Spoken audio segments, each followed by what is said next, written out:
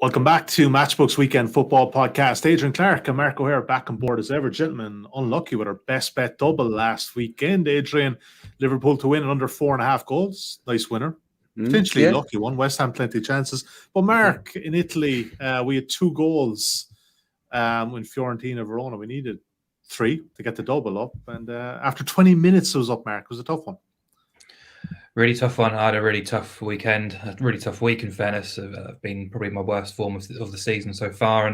And that match particularly kind of sort of topped it all off, really, as you say, 2 early goals. And if you'd seen the finishing of Torreira, former Arsenal midfielder for Fiorentina, he had 3 absolute sitters and they all went over the bar. So, one in particular, it literally was harder to fire it over than put it in the net. So, one of those weekends where nothing seems to roll your way. But we've had a good season so far, so it's going to happen at some point. Yeah, let's not talk about last week. It was not good, but we moved, didn't we? We move on. We bounced back. Yeah, absolutely. It's just one of those things. And look, we're going to cover 4 Premier League games this morning, Thursday morning, and we have EFL and European bets. It's a bit tricky this week, folks, because obviously there's a lot of Thursday night games, so we're not kind of privy to a certain amount of information on that, but we will do our very best with them.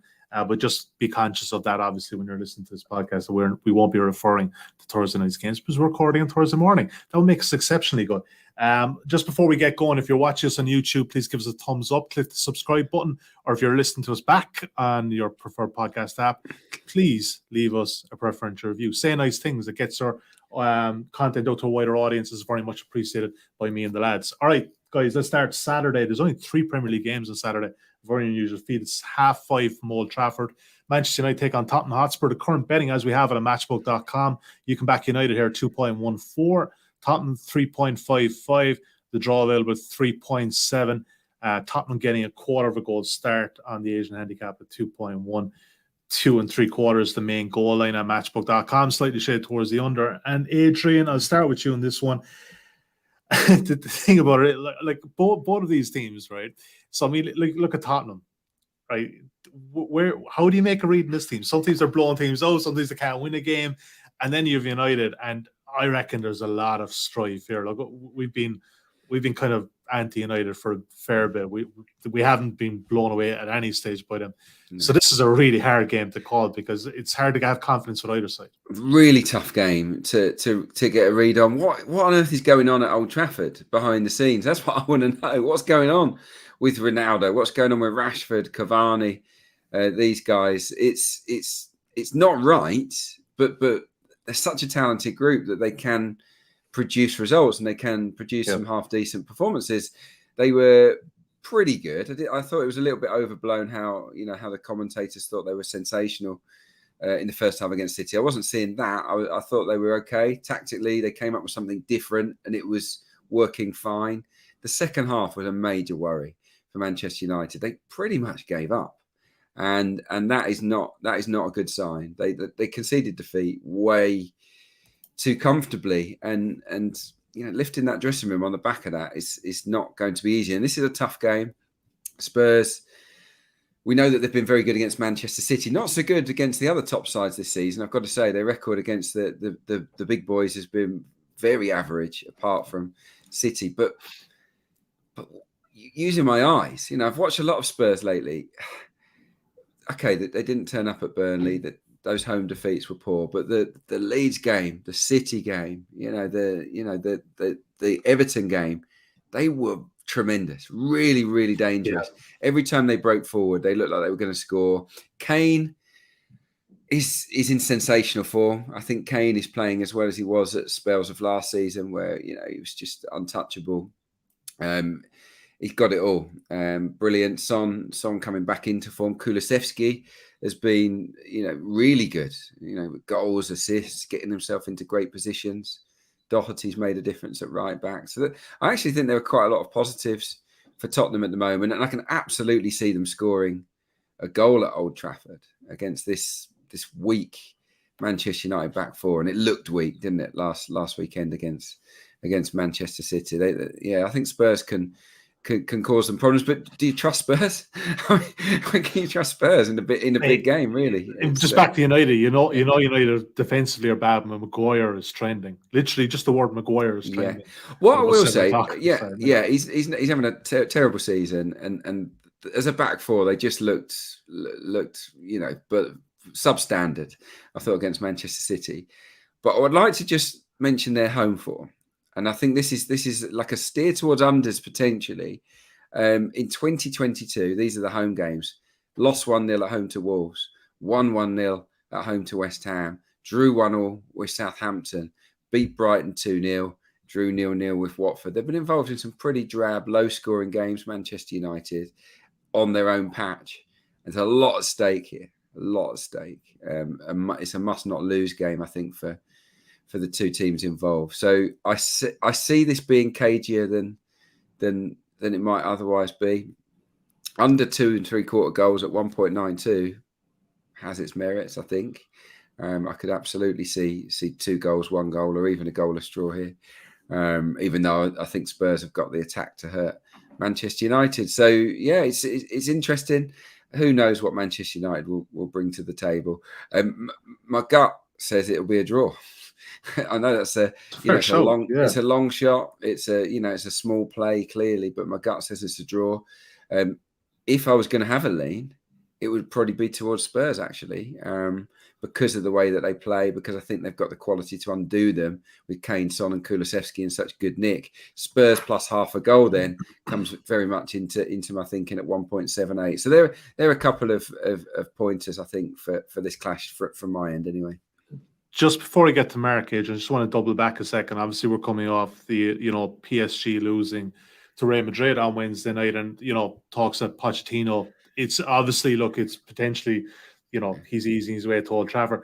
In your mind, it doesn't make any difference. I don't know if you put him in there with this current squad, and like you said, the prevailing attitudes, the issues that are underlying there. I don't know if one guy fixes this. No, I don't know if a Pochettino is elite enough, to be honest. I've listened to people over the last 8 to 10 years, telling me how brilliant Pochettino is, and he did a good job at Spurs. I'm not denying that, but I don't see him as the true top tier coach. I just don't see it. His winning record is his record in big matches where he's up against elite head coaches is shocking. So I think Manchester United can do better than Pochettino, but he is a people person. He would probably get the dressing room, a little bit more on side. But Adrian, is this current United squad even that much better than that Spurs squad that went to the Champions League final? It's more talented, yes. It's deeper, it's more talented, but the attitudes are so poor. I think it needs an overhaul. Look, if you give Poch the keys for 5 years, I'm sure he'll build something. But United aren't. You don't get that. You're not getting it, are you? They need success now. And Pochettino, whether his fanboys like it or not, Pochettino is not a serial winner. He's not. So, and I think Manchester United tried the serial winner with Jose, it didn't work. But there are other people out there potentially that I think might be better than Poch. But we'll have to wait and see. Yeah, watch this space. Mark O'Haire, back to the game itself. Adrian, this is a very hard game to decide. And generally speaking, when we look at these, looking at the bigger price at 3.6 to draw, could be the way in. Yeah, I couldn't disagree with anything Adrian said, really. I gave out a massive sigh when I got round to sort of trying to preview this match because they're so maddeningly inconsistent, both teams, really. And it's just a pure minefield, really. Clearly, we have to try and assess both teams if the best performances are turned up, but that's just not happening regularly enough. And I don't want to dwell too much on the derby. Everyone else has done that many times before, but I think sometimes we can be in danger of kind of looking at the most recent game rather than a longer sample of displays. And clearly, the last United performance was horrendous, and the last Spurs performance was brilliant. But how often do you get 2 horrendous games in a row and 2 brilliant performances in a row? It's not happening often enough for either team. And I think from a United perspective, Varane and Shaw, I think, could be back from COVID. Ronaldo and Cavani might be back in the frame as well. Who knows whether that's a positive or a negative, really. But United have been quite reasonably decent at kind of avoiding defeat in the matches against teams outside of the big three, or the top three, I should say. But as Adrian talked about, their Old Trafford form has been a bit of a letdown, and they've only scored 12 goals in the last 12 games in the Premier League at home, which is well below standards you would expect of a team of that standard. So, but then you look at Spurs, and this is their results since the start of the year: win, loss, win, loss, win, loss, win, loss, loss, win, loss, win, draw, win. It's just how can you sort of pick any sort of pattern out of that? They beat Man City playing brilliant football, then turned up and lost at Turf Moor. Fantastic against the dreadful Everton team on Monday. But just need to see that more consistently. They've not won back-to-back games since before Christmas. So yeah, I'm not quite there in terms of trust with Tottenham. I want to be. My numbers actually make United a little bit short in the market at the moment, sort of about 2.15. I've got them closer to 2.3, which would suggest there is a bit of value there at Spurs, whether you take the plus quarter or the plus half. Personally, I'll be taking the plus half there. But I think it's a big match of both, a must not lose match of both. I think the goal expectancy is a little bit high. And in that regard, I think the draw is probably the better solution. At 3.6 is the biggest price out of all three options. But it's not a match I've got a huge betting view on. Just fascinated to see how it turns out and see what the position we're in on Monday morning when, both teams have kind of put together another performance, because at the moment it's so hard to kind of second guess what we're going to see from either team. So I just thought it's an easy leave. Yeah, all right. The draw is available at 3.6. Look, at that price, not going to be our biggest bet of the week. It could be a half a unit play, but if you are looking for selection, also the guys are kind of leaning with Tottenham plus a half a goal, which is available at 1.81 currently at matchbook.com. Just a couple of live comments here on the YouTube channel I see coming in, guys. I'll bring them up on the screen. Stephen O'Leary, Spurs win. They've been looking good, especially when they have no midweek game. United will fall apart again with one eye. And Atletico, it's a good point about Atletico, because I think they could be under pressure on that one as well. And another comment in from Patrick Hennerby. I'm a United fan, but worried about this game. I think you're just worried in general, Patrick, potentially about Champions League spots and just this game, the next game, the game after that, because it's been a tricky slate of games for United and it's not getting any easier so far. All right, let's move on. That is the selections there to draw. Very tentative vote for that one. We'll move on. Arsenal against Leicester City.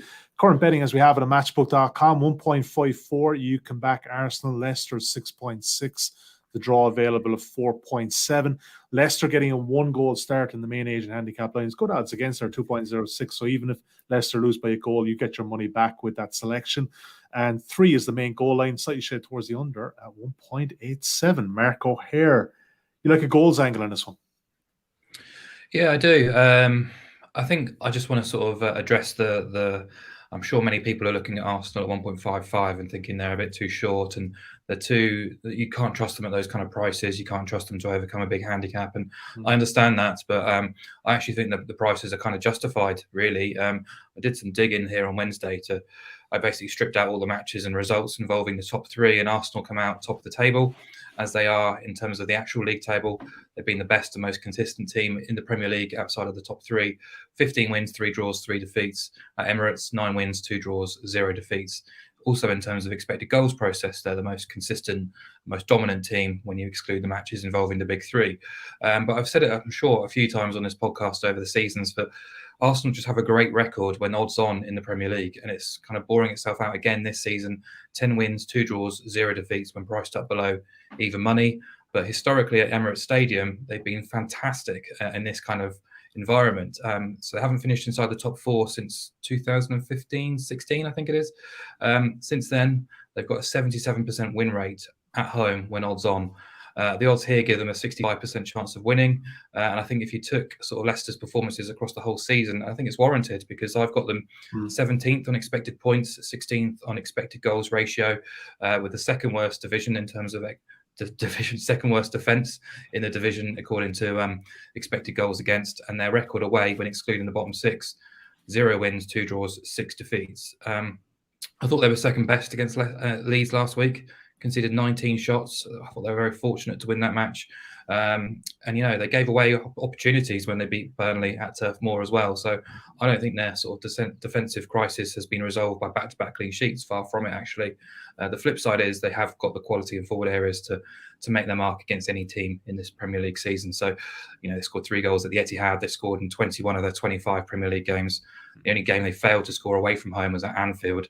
I know Jamie Vardy is now injured, which is a bit of a blow, but I still think they've got enough attacking quality in the final third to at least make their mark at Emirates, even if I think Arsenal are justified and deserve to be quite short favourites to win this match. So because we're not in the sort of process of putting up 1.55 shots, because I don't want to back Arsenal -1, I thought both teams to score at nearly 4 to 5, 1.8 was actually a really quite appealing price here. Arsenal have actually only kept 2 clean sheets in 8, home to the top 11, and Leicester's attack is definitely a top half standard, and this bet has already won in 10 of their 12 away days this season. So they're playing in Europe on Thursday night, which is obviously a bit of a distraction as well. So I do expect Arsenal to win the match, possibly Arsenal to win and both teams to score for a bigger price, but for this I'll put up the BTTS at a nice price, 1.78 I think it is.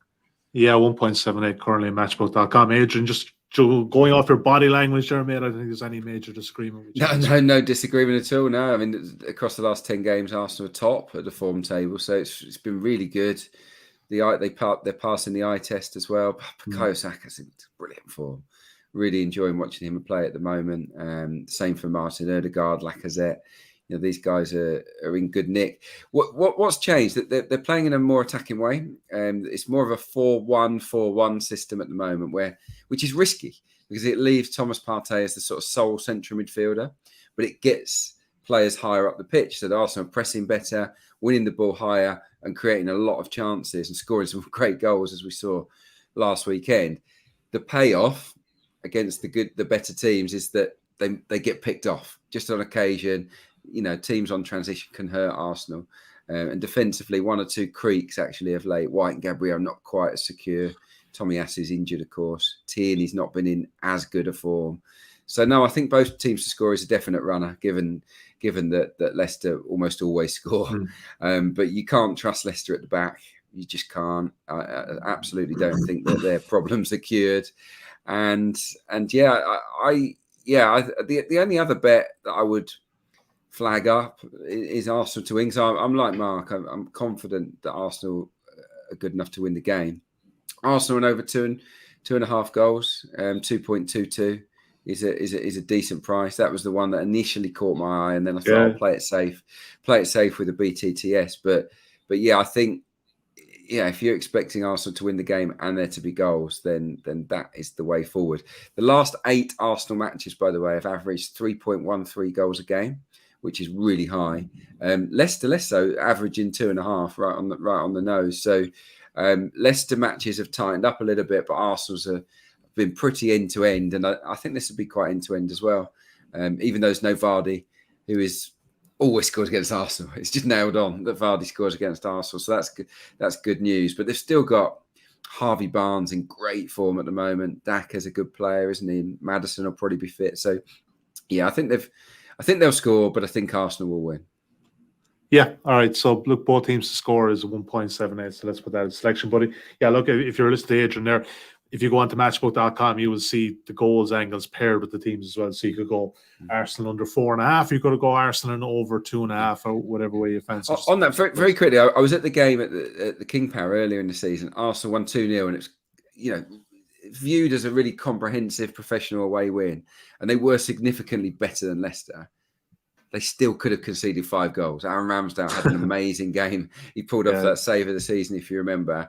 So yeah, for me, Arsenal are better now, but so are Leicester in terms of their goal threat, because they were poor at the time. So yeah, I think goals is the way forward here. All right, both teams to score 1.78 is the selection there. And don't forget, insights.matchbook.com. We'll be recapping those selections and all the selections to come later on in the show. All right, Chelsea-Newcastle is the third Premier League game we're going to cover, and the current betting as we have it on Matchbook.com. You can back Chelsea at 1.32, Newcastle at 12.5, the draw available at 5.6. Newcastle getting a goal and a half start at 1.95. You can back Chelsea minus 1.5 to win by 2 goals or more. Also 1.95, 2.5 is the total, and very much shaded towards the over there at 1.73.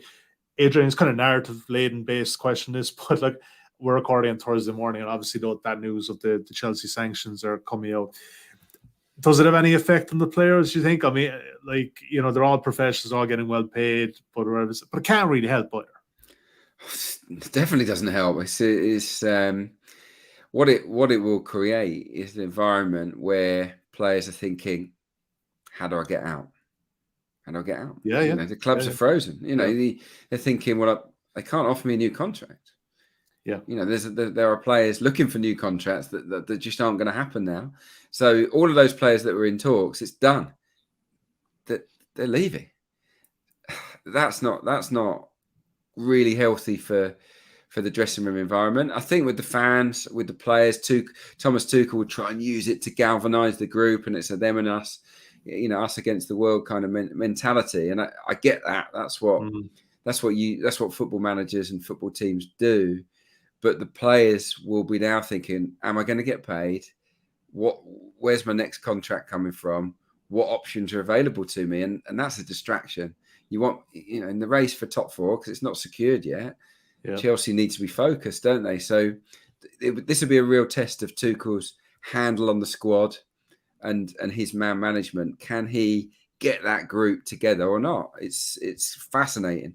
Obviously, we'll find out tonight at Norwich. I mean, they should win that game anyway, regardless of the news. But Newcastle, you'd have to hand it to Tuchel too. He comes from PSG, dealing with Leonardo and Qataris, and then he gets into this. So you're like, this guy's no look at all. No, but you know what you're getting into, don't you? It's but I think he's handled things pretty well. Newcastle pose a difficult test, don't they? Because they're not conceding very many goals at the moment. Yeah. Newcastle, you would imagine that they're capable of keeping it quite tight. They do have a dreadful record at Stamford Bridge. I think they've won once in the last 27 visits or something silly like that. I know I can't resist dropping this one in. March. Chelsea love March. Okay, I know it matters not to you guys, but they're unbeaten in their last 34 Premier League matches in March. I mean, they love this month, so they're not going to lose the game.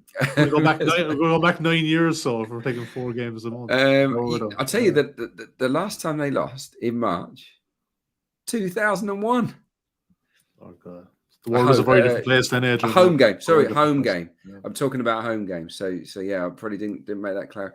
Clear. But last time I lost a home game in March was 2001 against Sunderland. So they're not losing. That 12.5 now Newcastle's turned into 14.5. So, keep going. But on the Magpies, bad record in London in general. Bad record against Chelsea. Yeah. Very bad record this season against anyone in the top half. They've not beaten anyone of note yet. All of their victories have come against sides, lower down the table. But they're unbeaten since, the middle of December. So they're worth respecting, but you have to make Chelsea favourites. I think this will be quite a boring game, quite a dull contest, quite low scoring. My pick would be Chelsea to win to 0, which is 2.12, but you could pair it with an unders as well. So Chelsea to win a cagey game would be my selection here. Yeah, Mark, this isn't really kind of inspiring us either. It could potentially play out, as Adrian said. It could be a bit of a bore fest. Yeah, it could. Newcastle going great guns at the minute. At the time of recording, unbeaten. This calendar year now 7 points clear of the drop. It's been a real impressive turnaround. And I think what's really most impressed me from Eddie Howe in Newcastle is he's done the bulk of it with the squad he's inherited. Obviously, Dan Burns made a massive difference in defence, but Chris Wood has yet to score. Trippier has been out injured for the majority of the time. Guimaraes has yet to start. So kind of the mainstays of the previous regime have kind of come to the fore and produced some really kind of resolute performances, particularly defensively. And I think last week we saw the best of Newcastle, scoring early, getting ahead, allowing Brighton lots of possession and territory, and just shutting up shop and putting a wall of midfield and defenders in front of them. And Dubravka probably had to make one decent save, but Dan Burns been colossus alongside Schur, and I think Ryan Fraser's been playing really well recently as well. He's not even talked about Sam Maximan, who's been injured, which is kind of this time last year it was kind of Sam Maximan or nothing really. So lots of positive around Newcastle. The only thing I would say is the recent resurgence has kind of come. The opponents during that time have been reasonable. It's not had the toughest task. This is going to be a big step up in class, and the fact that they have to go to Southampton on Thursday and then back down to London again on Sunday. Now, Saints, we know, play with real energy and bluster as well, so that's going to be a difficult match. That's going to be a taxing game. That will take lots out of the legs. Compare it with Chelsea going to Carrow Road, chalk and cheese really. And Chelsea, I think, are starting to find themselves again before this news obviously broke. But Reece James making a real impact on his return. Since the Club World Cup, 4 clean sheets on the spin, 3 of those wins, and they tend to get the business done against the Leicester Lights. 14 wins, 5 draws, 0 defeats. When you exclude the top 6, 11 clean sheets in those 19 games, and they've conceded multiple goals just once in that sample as well. So, yeah, completely on board with what Adrian said in terms of probably a boring game, probably Chelsea to win to 0. The alternative would be Chelsea to win and under 3.5 goals. But I actually think in kind of retrospect, this is probably Adrian's angle is probably the better. Just take Chelsea to win to 0 because similar sort of prices, isn't it? And then Chelsea do run riot, we're still getting paid out. That's what happened last week as well, didn't it? Against Burnley, just another of my. Something I was on as well last week. We hit the post a few times. Just to contradict our selection, I think it's definitely the right call. But Eddie Howe has won 3 matches at Stamford Bridge from 5 visits. He is the most successful manager.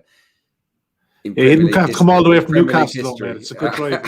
He's the most successful manager in Premier League history at the Bridge, as in terms of visiting managers. I mean that's unusual, isn't it? You wouldn't have anticipated that. Have put Eddie Howe at the top of that list. Exactly, but I think here, as Mark said, this is a step up in class. Chelsea are very solid at the back at the moment. I don't think they're going to give Newcastle too much of a sniff. Mr. Clarke, fire emoji with all those stats this morning. All right, Chelsea to win to 0 to keep clean sheet, obviously 2.12. And we move on to one of the other Sunday games, 5 games on Sunday. Leeds United against Norwich. Mark, this is your game of choice. So let's take a look at the betting just before I come to you on this. Leeds at 1.59. Norwich at 5.7. Draw available at 4.3. Norwich getting 1 goal start on the Asian handicap of 1.94. And 3 is the total, slightly shade towards the under. Relegation 6-pointer, Mark O'Haire. See much from Leeds last weekend to kind of fill you with a bit of confidence? Yeah, I think there was a lot to like about Leeds last week. Didn't deserve to lose that match. And actually, if you simulated that game against Leicester 10,000 times, took all the shots, the quality of those shots as well, and simulated them over and over again at the KP, the numbers suggest Leeds should have lost that match just 7% of the time based on the quality of shots and efforts in that match, which is very, very unlucky to lose. I thought they were more assured defensively. The high line was a little bit concerning against Vardy at times, but they pressed in packs rather than man-to-man. They gave away just 0.2 expected goals from open play, which is a really impressive effort against one of the better attacks in the Premier League. So a lot to like about them defensively. And going forward, I thought they played, with their usual sort of energetic sort of approach. Just like that composure in the final third, but they'll take the positives from it. I don't really get the sneering at Jesse Marsh for the on-field kind of huddle. I think that's a bit overblown, absolutely unnecessary. But I think there's a lot to like about Leeds. I still think they'll survive. I thought they would with Bielsa in charge. And just having Patrick Bamford on the bench is a psychological boost going forward. There's word he'll be involved on Thursday from the bench against Aston Villa with a view to possibly starting at the weekend too. So, yeah, this is a big game, a 6-pointer at the bottom end. So a quick turnaround as well, which I guess for a team like Leeds who do rely on energy and fitness, that is a possible concern. But I think there's a lot to like about them. They are pretty short, though. Very short for a team that's only won 5 times all season. But we do know through Bielsa's time, at least, that they tend to kind of come to the party against the lesser lights in the league. And if you look at their record against the bottom 4, unbeaten, 2 wins, 1 draw. They won at Carrow Road already this season. I think they should beat Norwich again because, I'm losing patience with Norwich, to be honest. And I guess I'm losing patience with Dean Smith as well because I know his hands are tied, but there's just too many excuses, really. And it feels like there's a bit of an acceptance now that they're going down. 4 defeats on the spin, 18 defeats in 27. They've been actually all right away against kind of fellow strugglers, but they have failed to score in 10 of 13 away and just 4 clean sheets all season. I guess that tells us the own story, really. And look at all the available rankings. Norwich are bottom of the pile for attack, defence, whatever you want to look at. Really, they are the worst team in the league, and I do think Leeds are possibly slightly better than the league table suggests once they get their full team together. But yeah, I mean, the market is pretty much kind of bang in line with my tissue, and so I can't sort of say Leeds are any great value or not really. But I just think at first I took Leeds to win and over 1.5 goals at 1.8. I just thought it was a nice increase to exclude the 1-0 home win. Expect Leeds to win, but I kind of thought about it again, and I actually kind of like Leeds to win and under 4.5 goals, which is now pretty much evens. 6-pointer, both teams playing Thursday night, possibly a little fatigued. And interestingly, none of Norwich's 20 matches against teams outside the top 4 have featured 5 or more goals. And only one of Leeds' 18 matches against teams outside the top 6 featured 5 or more goals as well. So I think just last week was a kind of reminder that Leeds aren't kind of putting their chances away at the same rates as they were last season. Obviously, we require Bamford to be back fit and available to kind of make their pressure tell. But yeah, I think Leeds will win it, but I don't expect it to be a high-scoring match. Hey, you might be tiring of Norwich, but you'll get one full season without them next year, Mark, before they come right back up again. They just need a few years in the Championship now. Yeah, we'll have Fulham up, Norwich down next year. Norwich up, Fulham down. We'll keep doing it. Used to be West Brom, wasn't it? But it's changed. Yeah, can't wait for that. Adrian Clarke, I think you're agreeing with Mark in terms of the Leeds angle. You may have an alternative. I think Mark touched on the 1.5. Or would you be with Mark on that one? No, I can't really disagree with anything that he said. I've got much the same here. Obviously, Bamford's return is key. I think Jesse Marsh said he will feature at some point. I think Dan James has looked quite sharp. Rodrigo at times as well. So yeah, they should beat They should beat Norwich City. They've got a good record against at home to the lower lights, in the bottom half. This is the type of match that Leeds do pick up points in. If you wanted to go with the Leeds and over 1.5 goals angle, 21 of 27 Leeds games have gone over 1.5 goals. For Norwich, it's 22 out of 27 games have gone over 1.5 goals. So the odds are on your side that is something that will come off. But when Mark said the price of Leeds and under 4.5, slightly fatter price, then yeah, I was thinking, yeah, why not? I mean, take that because I don't see it being a 5 or 6-0. Leeds aren't playing well enough for that to happen. The only real one that beats you is a 3-2er, and yeah, I think that's less likely. So yeah, I'd be more than happy to go with Leeds and under 4.5. Yeah, it's currently available just under even money, as Mark said, at 1.99 at Matchbook.com. Let's do a quick recap of the Premier League bets before we get to EFL in Europe. Very small play on the draw in Manchester United. Tottenham is currently available at 3.6. Both teams to score in Arsenal Leicester is available at 1.78. Chelsea to win to 0 is 2.12, and we just covered it there. Leeds and under 4.5 at 1.99. Insights.matchbook.com is the place to check out those bets, and we also have a lot, and I mean a lot, of Cheltenham content if that is your fancy. Something to do with horse racing, lads, on next week. I know people get very excited. You're not down there, Sally. You not got the big ticket. No, absolutely not. No. Producer Dan, that'll be him for next year. He's working this year. Yeah. All right, we move on. EFL Championship. Sheffield United in the promotion hunt. Adrian Clarke, you're back on draw no bet minus 0.0 against Coventry. Yeah, I was surprised to see this at such a backable price. Really, Sheffield United are on fire at the moment. They're prone to the odd slip up. Don't get me wrong, but just 2 defeats in 13 this year for Paul Heckingbottom's team. 7 clean sheets in 11. So that they've really tightened up at the back. Foderingham has been excellent in goal, but in general they've dominated teams, particularly at home, but also on the road they've looked solid. But it's the guys up front. Billy Sharp is very sharp at the moment. Living up to his name. Morgan Gibbs-White might just be the best player outside of Mitrovic in the division right now. He's kind of untouchable. He's bossing games with his quality. If you don't know him, he's on loan from Wolves, kind of plays attacking midfield. He's just making things happen. He's scoring goals, he's making goals, creating bundles of chances. They're in great nick. Is the short of it. Coventry not really. They're a bit flat at the moment. They got beat at home to Luton in midweek. And I looked at. It's had a great start to the season, Coventry, and they've sort of plateaued. So I looked at who they've beaten since they beat Fulham, which was a real eye catcher in early October. October the 2nd, they beat Fulham 4-1. Since then, the only teams they've beaten are currently placed in 20th, 19th, 24th, 15th, 21st, and 19th. Again, they've not beaten anyone decent, really, since early October. Home form's been patchy. So I absolutely fancy Sheffield United to get a result here. I think they'll probably win, but it should be a draw at worst where we get our money back. So, yeah, that's my selection here. All right, you hit the League Two for your next one, promotion. Again, another team chasing the playoff spots. Bristol Rovers to win against Harrogate, even money 2.0. I think there's a few that have jumped on this because I looked at this just before we came on air, and it's been trimmed to 1.81. I don't know. Mark must have got his wallet out or something. I don't know what's happened. I don't know whether the price is going to fall somewhere in between this, but it was a real eye catcher at even money because a little bit like I'll tell you what, you're safe enough with the evens. I'm just looking there. There's a bit of margin in that. That'll come back again. So we're happy enough. Okay, all right. I'm happy with that, and I think that's a good price because, like Sheffield United, they're the team in form. Since early December, at home they've won 5, drawn 2, lost none. Over the home and away over the last 12 games, which is quite a good sample size. They're the second best team in League Two. They've only conceded 8 goals in their last 12 games. Have won 7 of those 12.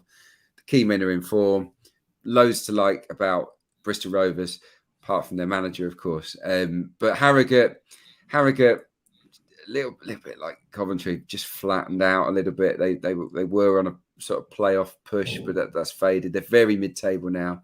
They've only won 3 of their last 16, and they don't have a lot to play for here. And this looks like the kind of away game when you're getting towards the end of the season where there's a team with momentum, desperate to get into playoffs that are on fire, up against a mid-table side that don't really have a lot going on. It feels comfy home win to me. So, yeah, Bristol Rovers at the price, definitely. All right. Okay. Good case made there. And that's we will say it's even money 2.0. Mark, 2 selections from Europe, but you're just keeping one here for this section because you've also one from Holland, which is your best bet. But FC Zurich to win versus St. Gallen's 1.95. Zurich, absolute runaway leaders. I think with the 15-point lead at the moment, they're tearing it up. Yeah, they are. It's always good when your own EFL selections are kind of put up by Adrian as well. So quite happy about that. But yeah, in Europe, Zurich. Yeah, I mean, I think we were ahead of the curve. Really, they're quite a popular betting selection these weeks now. Yeah. But I think we were kind of putting them up in our insights columns and on the podcast in autumn, really. And they've sustained that excellent form through the season. 15 points clear, as you say. Just fantastic unbeaten run at the moment. 17 unbeaten. They've won 14 of those, and at home they've won 10 of 12 unbeaten as well. They've beaten all their title rivals during that unbeaten spell. They're scoring goals for fun. The goal record this season is outstanding. They failed to score just once. Scored twice or more in 18 of 25. They're averaging 2.36 goals, and that hikes to 2.75 when playing at home as well. So yeah, just can't believe they're close to even money really coming into this match. And I think the negative is that they've already won the title really, and they don't have to win, and they're not going to win now every game between here and the end of the season. So there is potential for them to slip up at some point. And St. Gallen are a live danger. They're a very gung-ho team, very forward-thinking team. They will score here and they will cause problems. They are unbeaten since the winter break, but they've drawn 3-3 and 2-2 with Young Boys and Basel in that sequence. And ultimately, it comes down to their defence. They're just not good enough to keep the goals out. They are a bottom half team in the Swiss Super League, and they've conceded 3 goals in each of their 2 meetings against Zurich already this season. So I just can't kind of get a bit of a head scratcher how a team 15 points clear can be close to evens against a team in the bottom half who've lost 7 of 12 away, give up 2.17 goals per game away, give up 1.86 expected goals when playing away as well, and a team that's kept 3 clean sheets all season. So I think Zurich are often going off at slightly inflated prices. They're not Basel, they're not Young Boys, and their underlying process isn't probably quite as dominant as their results suggest, but they're just a prolific machine at the minute, and they're just putting their chances away. They've got 2 fantastic forwards who are in great form at the minute, and my numbers make them below 1.7. So I think it'll be a high-scoring game. The goal expectancy is around 3.2, but I'm backing Zurich to score at least twice, and with that, they should, in theory, take up top honours as well. So, yeah, 1.95 is just too good to ignore, really, even if Zurich could be complacent from here on in. I'll bet you this much, it won't go off 1.95. That's for sure. It's going to go up probably 1.75 closer. So this is one to back early in the week rather than later. All right, just before we get to best bets, I want to tell a few folks about the sign-up offer that we have available at matchbook.com currently. If you use the bonus code INSIGHTSRF when signing up, you'll get your money back as cash if your first bet loses up to £20. INSIGHTSRF. Full terms conditions can be found at insights.matchbook.com. Also at insights.matchbook.com. Recap of all of these selections. And like I said, a lot of Cheltenham content as well. And I see there's a lot of guys watching us live on YouTube today. Check out, we have loads of Cheltenham content up there as well. So if you're into that, please do check that out. All right. We'll obviously enhance the double as well. So you can use the best bet double. You can use Inside RF on that for just to cover yourself more. Adrian, best bet, Morecambe against Cheltenham. Both teams to score 1.74. Yeah, it's not a glamour game, is it? In League One. Oh, don't say that. I don't know, man. Two of the smaller clubs, shall we say, at that level. But yeah, it's one of those stats heavy sort of leans really for me. Cheltenham they rank second for both teams to score in League One. 64% of the time it happens. It happens in 61% of Morecambe's games, which ranks them fourth. In that department, they don't keep clean sheets. Morecambe are 5 in 36, so very leaky. They've got a new manager. Obviously, Derek Adams has come back in. You might tighten them up a touch, but the personnel isn't brilliant, and yeah, they're not used to keeping clean sheets. The same for Cheltenham. Cheltenham are letting in a lot of goals at the moment. They've only kept 7 clean sheets. In terms of scoring, Morecambe have scored in 14 of 18 at home. So even though they're struggling, almost always get at least one in front of their own fans. It's an awkward place to go and play. A lot of teams don't fancy it. But Cheltenham are decent travellers. They've scored in 13 of 17 away games. Recently, they were involved in that 5-5 game, weren't they, at Wickham, with Alfie May scoring 4. So they go on the road and they go for it to a certain degree. So yeah, I just think this has 1-1, 1-2, 3-1. One of those scores written all over it. Both teams to score. I know it's not the biggest price in the world, but history this season suggests this is what will happen. All right, Mark O'Haire, you're going to the Eredivisie. There was a time, Mark, on this podcast that we were backing goals galore at Eredivisie. We kind of went off that to go to Serie A this season, but I can see you trending back towards the lowlands here. Is it Alkmaar versus FC Twente? Both teams score 1.89. Yeah, Eredivisie hasn't been quite as high scoring as it has been in the past this season. Goals per game is below 3, which is quite unheard of really for the Netherlands. But I think here we've got 2 of the Eridivisie's most informed teams meeting on Sunday evening. I'm expecting a really good game. RZ have been absolutely tremendous since a really terrible start. They lost 4 of their first 5. But since then, they've been exceptional. 16 wins, 3 draws, 2 defeats across their last 21. But more recently, 11 wins from 12 unbeaten, no defeats since November's international break. And during that sample, they've already been to Ajax and beaten Ajax in Amsterdam. They've been to Eindhoven and beaten PSV in Eindhoven. And they've beaten Feyenoord as well. And they've done it all despite keeping just 4 clean sheets in 25 league games this season. Only 2 of their 16 wins have been to 0. So they're doing it the hard way with a forward line which is scoring plenty of goals because they're conceding a reasonable rate for a team chasing a top 4 finish. So they're averaging 1.82 expected goals themselves because obviously those lack of shutouts as well. There's been an abundance of BTTS winners. 68% of their games have seen BTTS, including 8 of 12 in Alkmaar. They're averaging 2 goals per game. They've scored multiple goals, in 16 league matches already. So I expect them to score at the very least. And I think FC Twente can make it a really decent game because they've been in fine form since November themselves. Just 1 defeat in 14. That was away at Ajax, which is understandable. They've scored in 22 of 25 across the whole campaign. So, tie that in alongside RZ's leaky rearguard and suddenly both teams to score stands out. So surprised it's 1.89. We are getting some nice generous prices in the Eredivisie because the overall league stats have trended downwards this season. But here we've got 2 teams who like to get forward, shaky defensively. Twente particularly away from home. They're giving up 1.74 expected goals and conceding for fun away from home. But I think RZ fair favourites, short price as well. But I expect Twente to get on the score sheet too. So yeah, both teams score just to me stood out at 1.89 in this match. So yeah, nice BTTS double for the best bet.